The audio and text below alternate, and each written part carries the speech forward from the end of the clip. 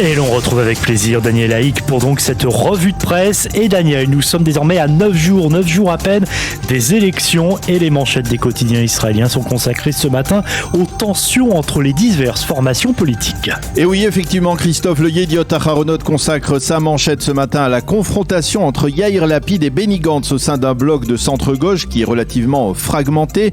Selon le Yediot Aharonot, Lapid et Gantz mènent actuellement en coulisses un véritable combat politique. Lapid dit et répète que seuls les chefs des deux formations les plus importantes doivent former le prochain gouvernement, à savoir Binyamin Netanyahou et lui-même, tandis que Gantz lui répond: Lapid n'a aucune option pour former un gouvernement, moi oui. Et Gantz demande à Yair Lapid de prendre l'engagement de ne pas siéger aux côtés de la liste arabe unifiée au lendemain des élections. La manchette politique du Israël Hayom fait état également de tensions, mais cette fois dans le bloc Netanyahou. Le quotidien gratuit cite en effet Moshe Gafni, le leader du judaïsme unifié de la Torah, qui révèle qu'il n'est plus actuellement en contact avec Aryeh Deri, le leader de l'autre parti orthodoxe, le parti Chasse. Et c'est un développement préoccupant pour Binyamin Netanyahou, puisque l'on considérait jusqu'à aujourd'hui que son bloc était stable et soudé. La raison invoquée par Moshe Gafni pour justifier cette rupture au sein de Chasse, on répand des rumeurs selon lesquelles le parti, le judaïsme unifié de la Torah, accepterait une alliance avec la gauche et plus précisément avec Benny Gantz.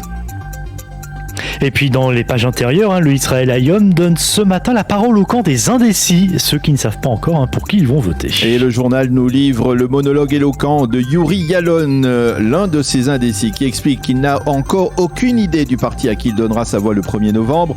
Mais par contre, il sait que l'actuelle campagne des différentes formations qui consiste à s'invectiver, à se jeter mutuellement de la boue, ne l'encourage guère à participer au vote. Il affirme qu'il accordera sa voix au parti qui lui prouvera avant le scrutin que sa priorité sera de garantir la sécurité des Israéliens, de lutter contre la cherté de la vie, un parti qui voudra rapprocher les Israéliens plutôt que de les diviser. Pour l'instant, affirme Yalon, je n'ai rien trouvé en ce sens et j'espère que pour la première fois de ma vie, je ne serai pas obligé de m'abstenir. Fin de citation.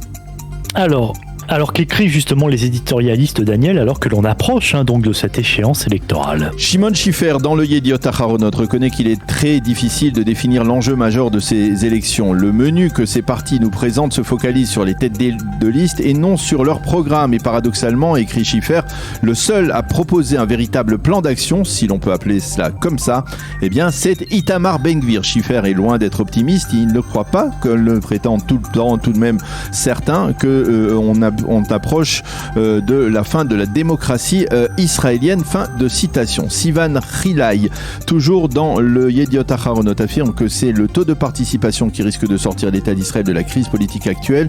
Selon elle, si ce taux devait augmenter de 10% le 1er novembre, les urnes donneraient un résultat qui briserait la parité entre les deux camps.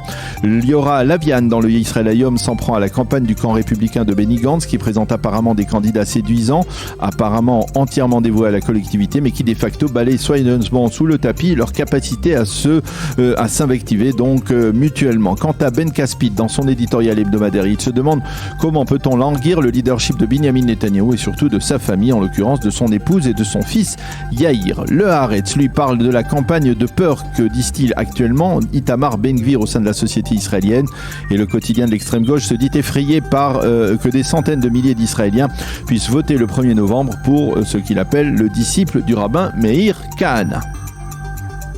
Le second titre dominant dans la presse israélienne ce matin, c'est sécuritaire, titre sécuritaire après l'attentat d'hier à Jérusalem. Oui, on peut parler même de deux attentats hier à Jérusalem et dans la proximité de Kalkilia. Hier à Jérusalem, un Palestinien de 16 ans a poignardé dans l'après-midi un élève d'une yeshiva de 20 ans et l'a blessé sérieusement avant de s'enfuir. Le blessé a été admis à l'hôpital Shaare Tzedek. Il est dans un état stable mais sérieux.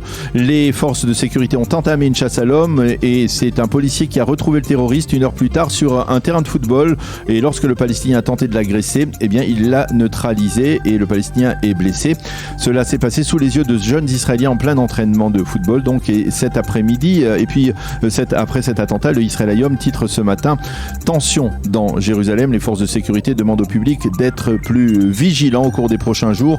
Les sites d'information comme N12 indiquent également que des membres de la famille du terroriste ont été arrêtés à l'issue d'une fusillade hier et que 3 soldats israéliens L'un des membres des gardes-frontières ont été légèrement blessés. En page 3, le quotidien gratuit se fait également l'écho d'une requête des habitants de Judée-Samarie qui réclament à l'État d'Israël la possibilité d'être armé d'un fusil mitrailleur M16 et plus seulement de simples pistolets. Sur le site N12, les forces de sécurité mettent en garde face à une escalade de la violence dans Jérusalem au cours des prochains jours. Et cet attentat intervient au lendemain de la présentation d'un rapport incendiaire de l'ONU contre Israël. Oui, Ben Dror Yemini commente ce rapport. Pour lui, il s'agit d'un rapport de propagande anti-israélienne et antisémite même qui est financé par la communauté internationale. Un rapport qui, écrit-il, crée de la haine et se place au service d'organisations terroristes comme le Hamas et le djihad islamique. Et il y a bien ça et là quelques remarques exactes dans ce rapport par exemple, à propos des implantations. Mais ce rapport est rédigé par 3 antisémites, écrit Ben Dror. Il bat des records de mauvaise foi. Il faut constater avec quelle facilité les organisations internationales épaulées par les barons des droits de l'homme développent la haine anti-juive. Nous pensions, écrit Ben Dror, que l'ONU avait été fondée pour lutter contre le racisme. Il s'avère qu'il finance de facto ce fléau. Fin de citation. Et puis on va terminer cette revue de presse avec les journaux et les sites d'information qui nous rappellent que c'est aujourd'hui en Israël la rentrée universitaire. Et oui, ce sont plus de 340 000 étudiants israéliens qui retrouveront aujourd'hui le chemin des universités et des collèges d'enseignement supérieur, soit une augmentation de 1,5% de plus que l'année universitaire précédente. 60% des étudiants sont des femmes, 18% sont des arabes israéliens et il y a 3 fois plus d'étudiants orthodoxes qu'il y a une dizaine d'années dans les système universitaire en Israël. Le Israël Hayom consacre une double page à cette rentrée des classes universitaires et il publie à cette occasion un sondage qui révèle que le coût des études, la hausse du coût de la vie et l'augmentation du coût des loyers pèsent de plus en plus sur l'étudiant israélien moyen. Selon cette enquête, le coût mensuel d'un étudiant serait d'environ 6 000 shekels. 40% des étudiants reçoivent une voire plusieurs bourses, 43% sont aidés par leurs parents et 22% sont obligés de s'endetter pour financer leurs études.